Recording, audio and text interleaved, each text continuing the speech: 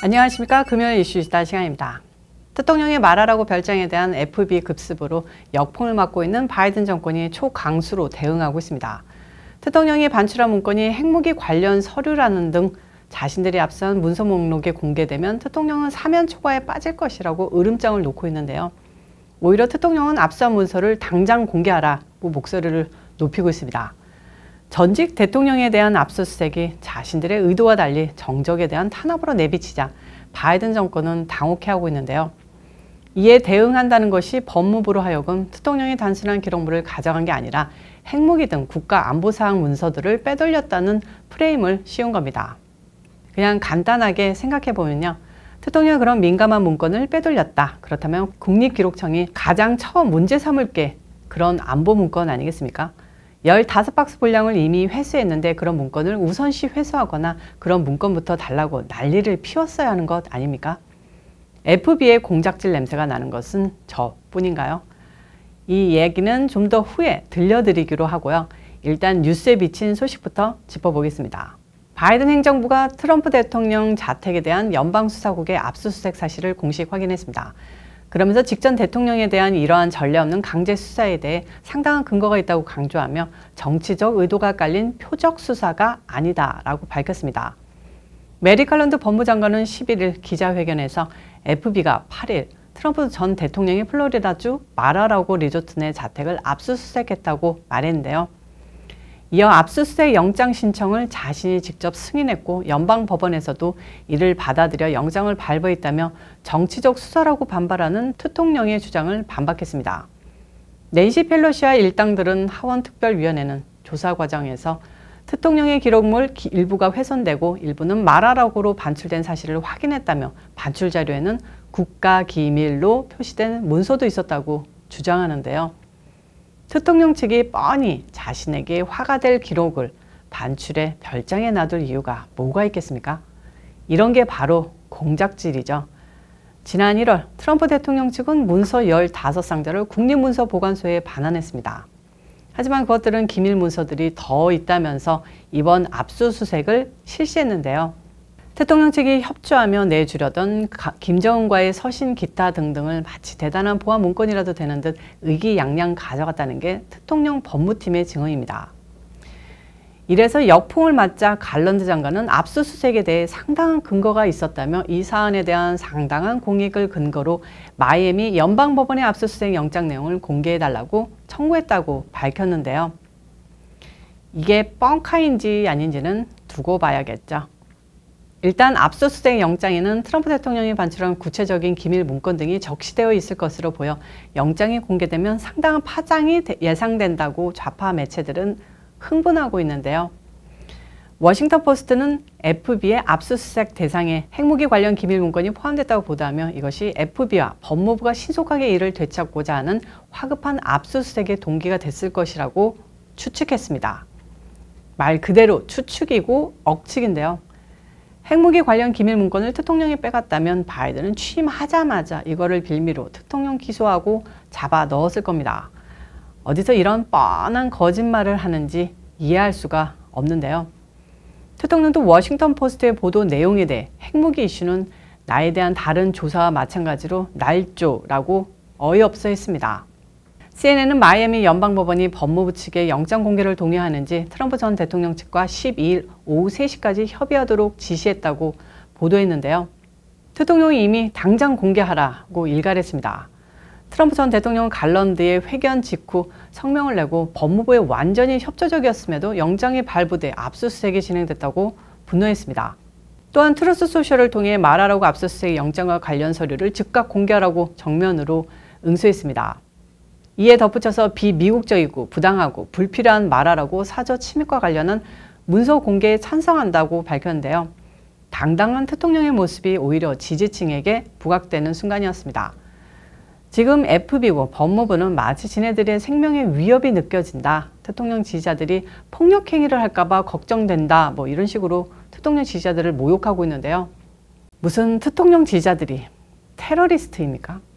안티파나 그분들 생명 소중하다 외쳐대는 인간들이 거리에 불지르고 경찰서 습격할 때는 너희들 분노 이해해 다 때려 부숴도 알아서 풀어줄게 뭐 이런 식으로 나오더니 대통령 지지자들은 아직 아무것도 안 하고 있는데 이렇게 경고하고 나오고 있습니다. 자, 지금 가장 걱정할 것은 FB가 모든 대통령 측 인사들을 별장에서 나가게 한 후 실시한 압수수색에서 FB의 주특기인 증거 심기가 이루어지지 않았을까 하는 문제입니다. FB나 미국 경찰의 증거 심기는 유명하죠. 아주 공공연한 짓거리인데요. 미국 경찰들이 심증은 있는데 물증이 없을 때 압수수색을 빌미로 가짜 증거를 현장에서 찾은 것처럼 조작해 용의자를 기소하는 것은 유명합니다. 말 그대로 혐오스러운 공권력이라고 말할 수 있는데요. 지금까지 증거 심기로 얼마나 많은 피해자가 나왔는지는 집계조차 되지 않습니다. 실제로 대통령은 트루스 소셜에 FB는 급습해 말하라고 별장을 압수수색하는 동안 나의 변호사들을 포함해 모두를 근처에 있지 못하게 몰아냈다고 적었습니다. 또한 모두를 나가게 했고 증인 없이 FB들끼리만 현장에 모여있고 싶어 했는데 이게 증거 심기를 위한 게 아니었기를 바란다 라고 직설적으로 밝혔습니다. 덧붙여서 왜 그렇게 강력하게 아무도 자기들의 행동을 지켜보지 말고 나가라고 요구했을까? 오바마나 클린턴은 아무리 큰 논란이 있어도 급습당한 적은 없었다고 했습니다. 자, 지지자들도 이에 대한 걱정으로 갑론을박입니다. 결국 심어놓은 증거를 빌미로 대통령을 기소할 것이라는 의견도 나오고요. 기소해봤자 대통령 측의 입회 없이 진행한 압수수색이 법적 효력을 받을 수 없다. 그 문서가 증거가 될 수 없다는 법 해석도 나오고요. 어찌됐든 기소되어도 유죄를 받을 가능성은 0에 가깝다는 얘기도 나옵니다. 실제로 법률 전문가나 공화당 관계자들은 기소는 돼도 유죄를 받을 가능성은 없다는데 의견 일치를 보고 있는데요. 이게 오히려 역습의 소재로 대통령을 미국 역사상 전무후무한 탄압받는 정치인으로 그 위상을 높일 수 있게 됩니다. 이런 와중에 바이든은 희희낙낙합니다. 세상이 어떻게 돌아가는지도 모르는 치매 대통령은 가스값 좀 내렸다고 국민들이 바이든 만세 외치는 줄 알고 2024년 재선 도전에 올인하겠다고 공식화했답니다. 블룸버그 통신은 바이든의 보좌관과 정치적 우군들을 인용해 그가 11월 중간선거 이후 차기 대선 출마를 선언하는 계획을 준비 중이라고 전했는데요. 최근 보좌관으로 복귀한 어니타 더는 대통령은 재출마를 계획 중이라고 말했다. 그가 하는 말은 고지고대로 받아들여야 한다고 말했다고 합니다. 세드릭 리치먼드 백악관 선임 고문도 그는 도널드 트럼프가 재출마할 경우 트럼프를 이길 유일한 사람이 자신이라고 생각하고 있으며 그의 생각은 옳다. 그는 명백히 우리의 가장 좋은 후보라고 말했는데요. 그가 출마를 계획 중이라고 말한다면 실제로 출마하는 것이라면서 그가 출마하면 승리할 수 있다고 강조했답니다. 뭔 개소리야! 아주 개가 웃고 소가 웃을 일입니다. 제가 소띠인데 뭐 하고 아주 우습고 아주 풀 뜯어먹는 소리입니다. 블룸버그 통신은 최악의 지지율이었던 바이든의 그것이 40%로 다시 올랐는데 그 이유가 인플레이션 감축 법안과 반도체 산업 육성법 통과로 민심이 반기고 있기 때문이라고 풀이했습니다. 또한 인플레도 정점을 지났다는 관측이 나왔기 때문이라고 하는데요. 지네 맘대로 생각하는데 경기 침체 증거들은 속속 계속 나오고 있고요.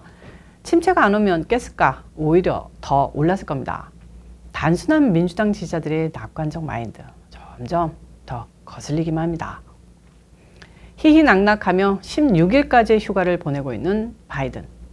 지금 바이든 가족은 사우스캐롤라이나주 카이와 아일랜드의 2천만 달러짜리 호화저택에서 달콤한 휴식을 보내고 있는데요.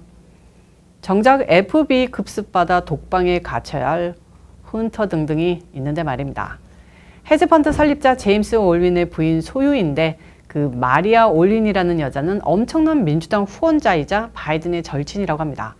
작년 땡스기빙 때는 칼라일 그룹 공동 창업자 데이빌 루벤스타인의 매사추세츠 3천만 불 별장에서 휴가를 보내며 구설수에 올랐습니다. 아주 휴가 때마다 억만장자들의 억소리 나는 별장에서 호화 휴가 보내는 그 가족들. 서민 위하는 척 억만장자 편에 서서 미국을 한없이 추락시키는 바이든 정권이 억만장자들을 위해 대통령을 다음 대선에 나오지 못하도록 시도하는 추악한 정치 공세. 국민들은 분노하고 있습니다. 금요일 이슈이시다 여기까지입니다. 시청해주셔서 감사합니다. 오늘도 변함없이 좋아요, 구독, 알림 설정까지 꾹꾹꾹 눌러주시고요. 광고 시청도 좀 부탁드리겠습니다. 그리고 오늘도 변함없이 눈팅만 하고 계신 시청자 여러분이 계시다면 잊지 마시고 구독 꼭 해주고 가시길 바라고요. 행복한 주말 보내시고 저는 다음 영상에서 찾아오도록 하겠습니다. 빠이.